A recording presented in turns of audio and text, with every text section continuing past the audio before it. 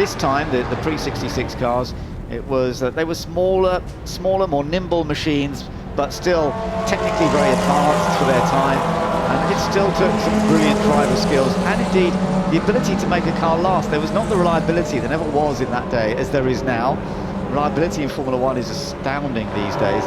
Back in the day, one of the things that, for example, Jim Clark was so brilliant at was not only being so fast, but getting a car always to the finish. Something that Moss didn't always do, perhaps. Sterling Moss, sometimes there were some people who said, well, Sterling was a little harder on his car sometimes.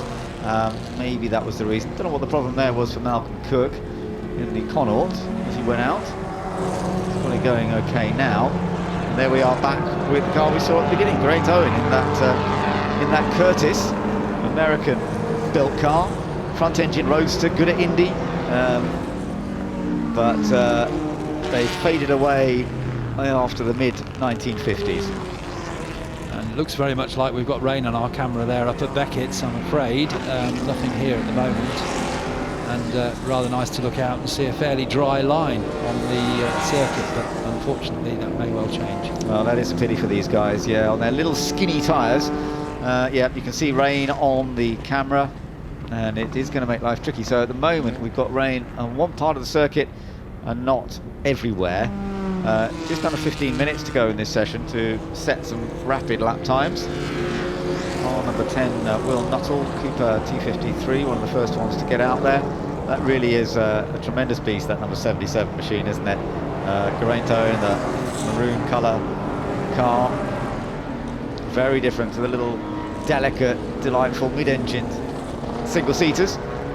Such as the one right in front of him that we'll see in shot. There it is, a Lotus just in front of that enormous roadster. Geraint drives that very effectively. It's quite surprisingly quick. Yeah, cars that were very impressive at Indianapolis in their day.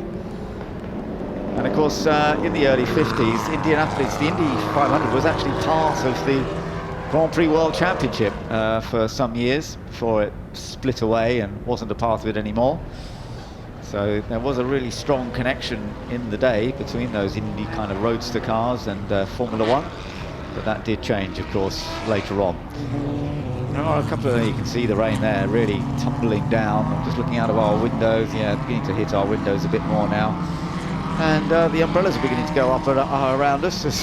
We've got quite a few people watching beside the track and some of the other aspects that are going on. Terry Grant's doing some of his little fun bits and pieces just near where our commentary box is, and he's got quite a good little audience watching him right now. But we're keeping our eye on the cars on track because we've got some great machines out there, but they're going to be getting a little bit damp, unfortunately. Number 29, Nick Fennell in the Lotus 25. Now that's got a great history, that car, hasn't it, Alistair? That Lotus that he's out in at the moment, a Jim Clark car. Yes.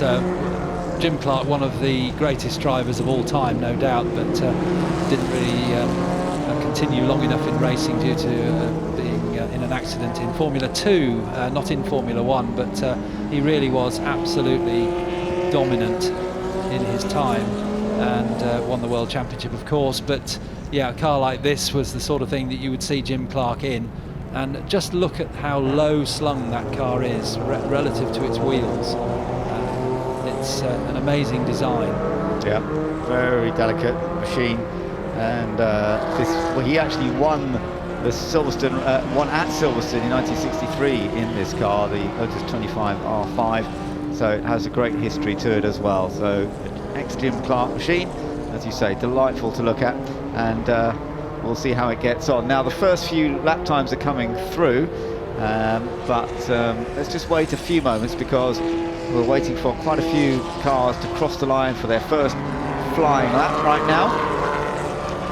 That car not quite as quick as the fastest so far, number 10, Will Nuttall, in the Cooper T53. He's done a 2:41.4. And that has set the initial pace. Let's just see, 2 minutes 50s.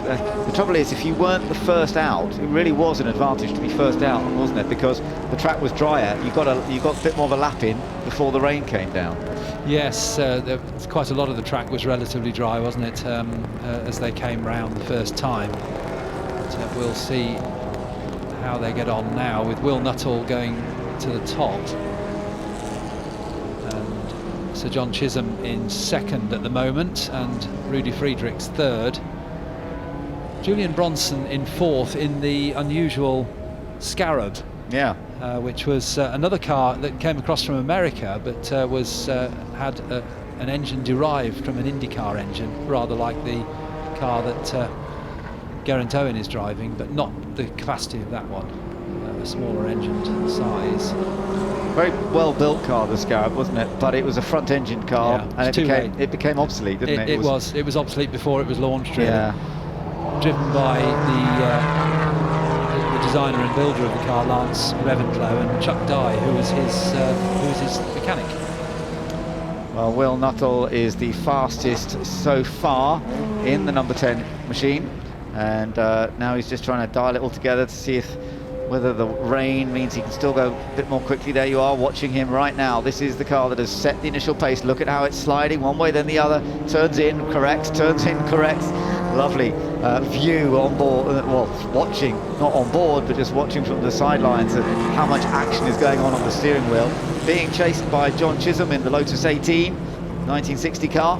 So you've got a lovely mix of machines. They both run similar sized 2.5 litre engines.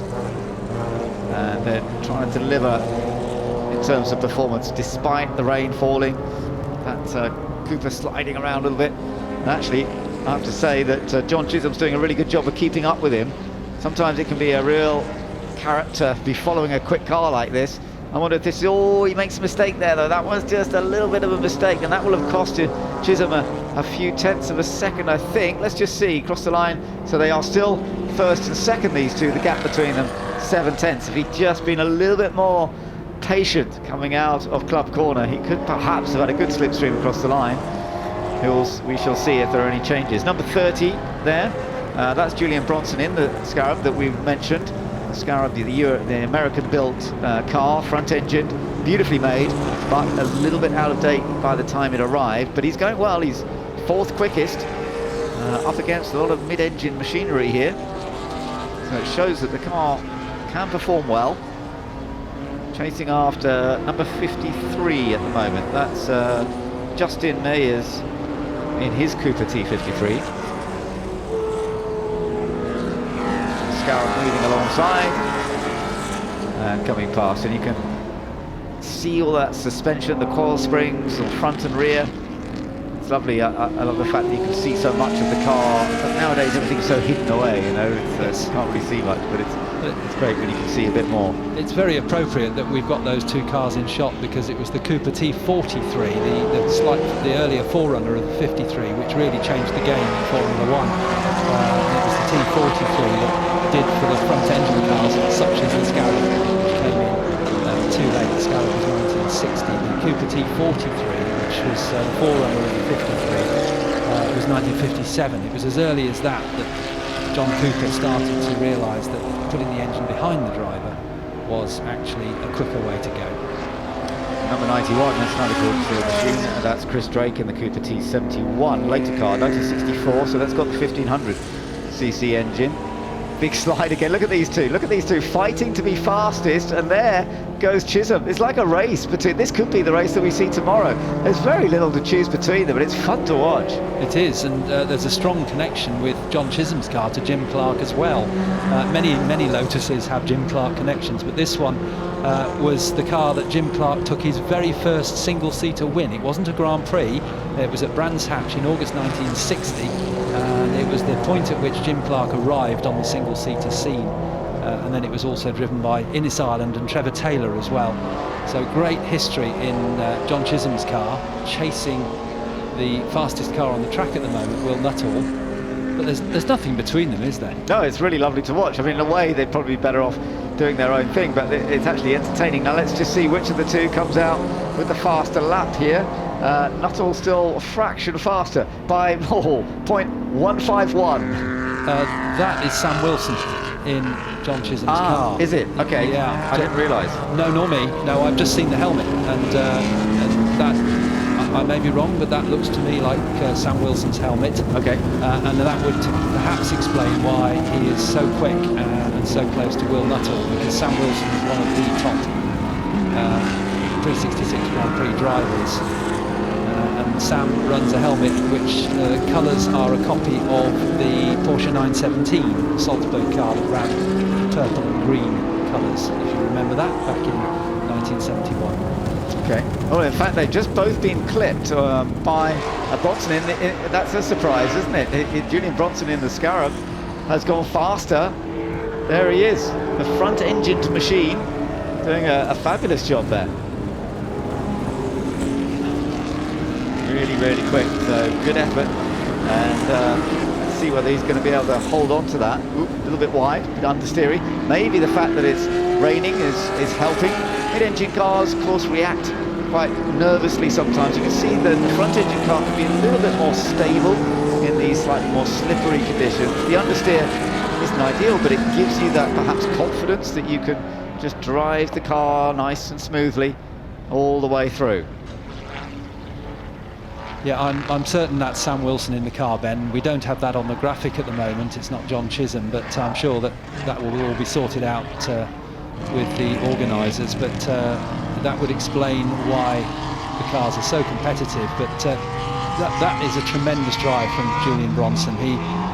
He has a habit of doing this, putting the car in places where it shouldn't really be as a front-engine Grand Prix car. Oh, it's good to see, isn't it?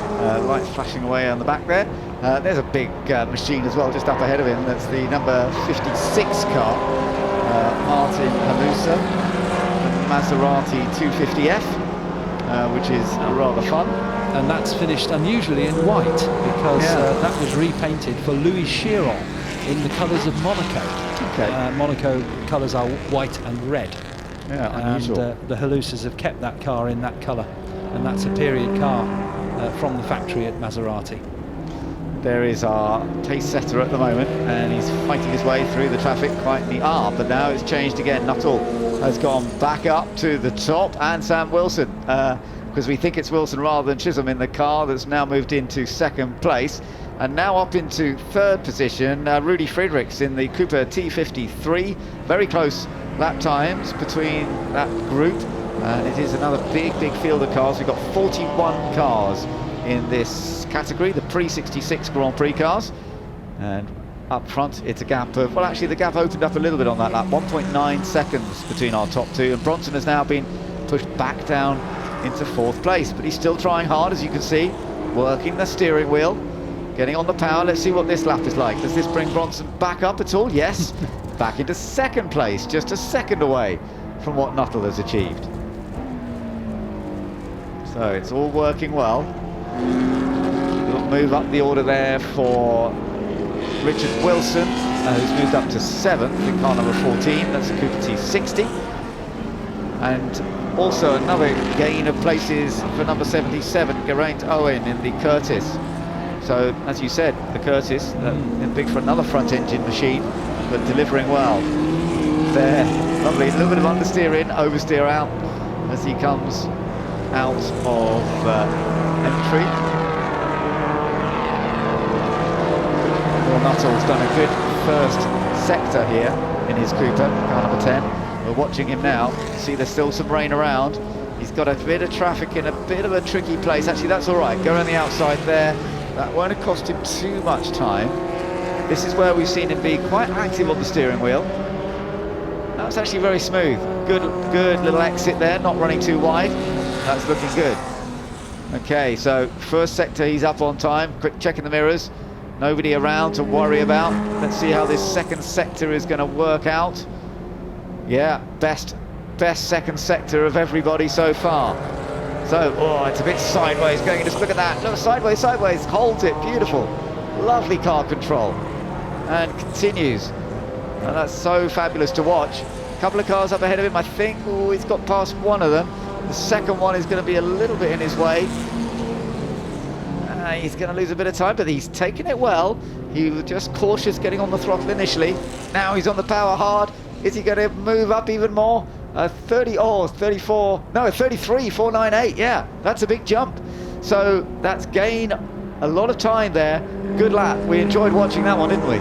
We did indeed, yes, and I think there's no doubt that he would have been even quicker than that if he hadn't happened to catch that slower car right in the middle of Club Corner. So there is more time in the car yet. Well, let's see whether he can find a bit more speed, a bit more lap time in this beautiful little Cooper. British manufacturer, such a successful outfit. They created the rear-engined Cooper 500s, of course, back in the day, and then they decided, well, let's make Formula 1 cars the same way, with an engine in the back. And of course, there had been engines in the back in Grand Prix cars before the war with the auto unions, but it never quite worked as well as it did when they started doing it again post-war. That's right. The Cooper T43, which was the forerunner of the 53, was actually the car that took the first post-war rear-engine Grand Prix win, and it was that man Sterling Moss again in Argentina in 1958. But the first win for a Formula 1 car was at post-war was at Monaco with Jack Brabham, and it was the Cooper T43 that showed everybody else the way to go. Yeah, fabulous stuff. And Jack Brabham, world champion initially with Cooper, wasn't he? That's right, in 1959, before he set up his own team. Yeah, great times for Cooper back then. And then in 1960, Jack Brabham world champion again. Cooper continuing to be successful through the years, however. So we're watching Will Nuttall. Let's see, he's going to try and go quicker again. Bronson has taken that top spot for now in the number 30 front-engined car. Another move up the order, but a checkered flag for number 3 Barry Cannell in the Brabham BT11A. We said he might be competitive, and he suddenly popped up there. He hasn't been quite so quick, but there are some more quick laps coming here. Will Nuttall here that you're watching is definitely on a good one. Let's watch him. Yeah, looking good, drifting, sliding, but not having to lift too much out of the last corner. I think this could be enough to go fastest. Yeah, he's done it. Look, he's taken that provisional pole. 2 minutes 29.9. Oh, but Chisholm's gone. Well, in fact, we don't think it's Chisholm, we think it's Sam Wilson. Sam Wilson has gone faster by 1.5 seconds. 2 final laps there that have changed it all around again. I don't know whether Bronson's on a quick lap. No, I don't think it's going to be a quick enough lap for Bronson to come back up there in quite the same way.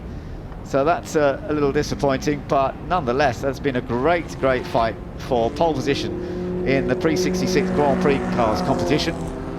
And it's car number 18, we believe is Sam Wilson in that car, who has taken pole position. Julian Bronson, here he is. I don't think he's going to be quick enough. Oof, gets a bit sideways. No, in the end, he stays in 4th. But he put on a great show and showed some of those mid-engine cars the way to go for a while. His front-engine car has ended up 4th on the grid, with mid-engine cars up ahead of him. So well done. Good effort in that number 10 car.